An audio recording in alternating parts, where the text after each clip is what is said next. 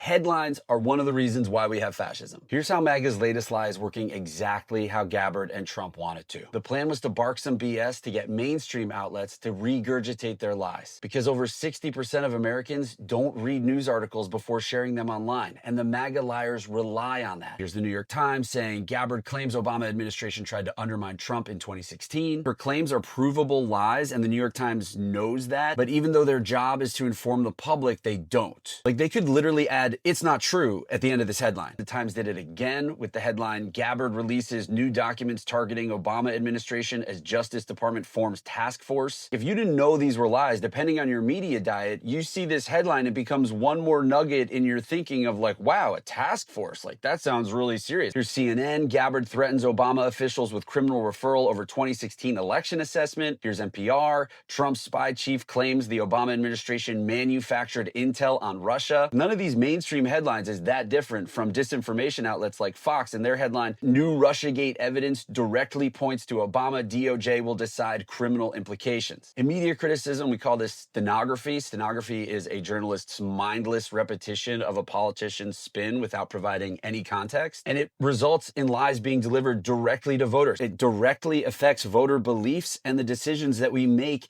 at the ballot box. Headlines are one of the reasons why we have fascism. Our profit-seeking, clickbait mainstream journalism is financially obligated to make headlines as uninformative and sensational as possible. And sorry, journalists, but if the headline repeats the lie without challenge, it doesn't matter if the article debunks it halfway down. Tulsi Gabbard doesn't need her lies about the 2016 election and Obama to be true. She has no shame, and the right-wing manipulation machine will just continue to make excuses as no prosecutions come through. She just needs enough of you to spread mainstream headlines that repeat the idea and put it into the public consciousness so that memes like this can be generated to flood the base with the dopamine they need to continue to ignore their support for sexually abusive Yahtzees. Don't get me wrong, I'm an information nutritionist. I love journalists. We need journalists. Journalists are democracy's immune system, warning us about corruption and harm.